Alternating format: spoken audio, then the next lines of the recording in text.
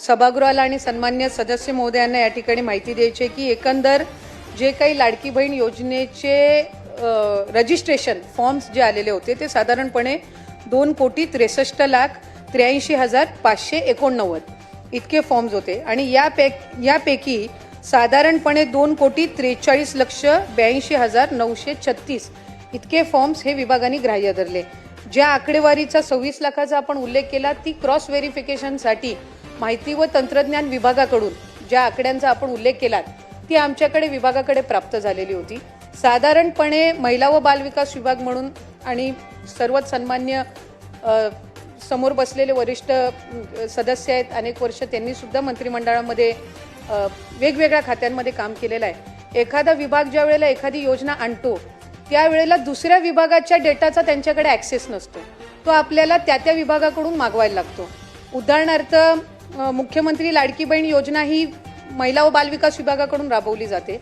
नमो शेतकरी योजनेचे जे लाभार्थी आहेत यांचा लाभाचा डेटा जो आहे तो कृषी विभागाकडे असतो, तो आम्हाला साधारणपणे जानेवारी महिन्यामध्ये प्राप्त झाला आणि त्याच्यात आम्हाला लक्षात आलं की नमो शेतकरी आणि लाडकी बहीण योजनेचे काही कॉमन लाभार्थी आहेत, मग त्याच्यामध्ये त्यांना 1000 नमो शेतकरीचा लाभ मिळतो आणि वर्षे 500 जे आहेत ते लाडकी बहीण योजनेतनं मिळतात।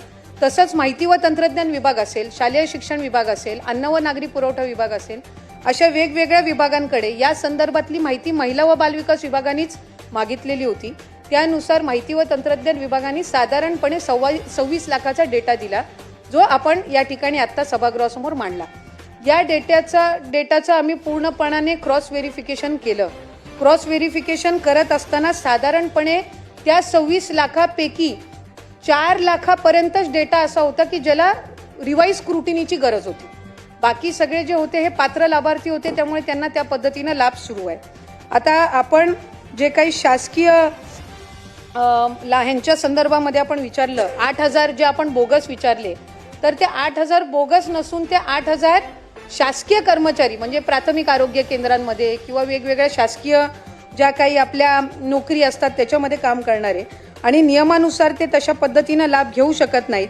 म्हणून या संदर्भातलं आम्ही सगळ्याच जिल्हाधिकाऱ्यांना एक पत्र लिहिलं आणि त्याच्या रिकव्हरीचं काम त्यांच्याकडून साधारणपणे गेल्या 5-6 महिन्यापासून सुरू आहे।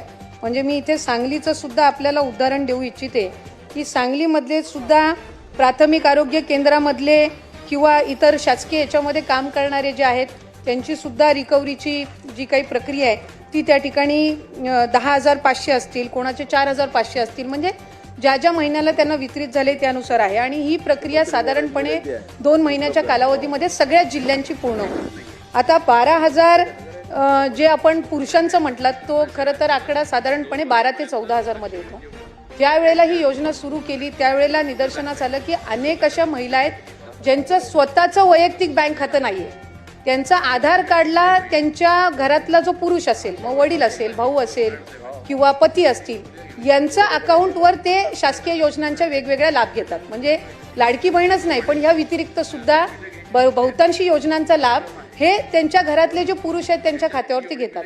त्यांचं स्वतःचं स्वतंत्र खातं नसल्यामुळे त्यांच्या आधार कार्डला सुद्धा अनेक पुरुषांचे म्हणजे घरातल्याच पुरुषांचे अकाउंट हे त्यांनी लाभासाठी दिलेले होते।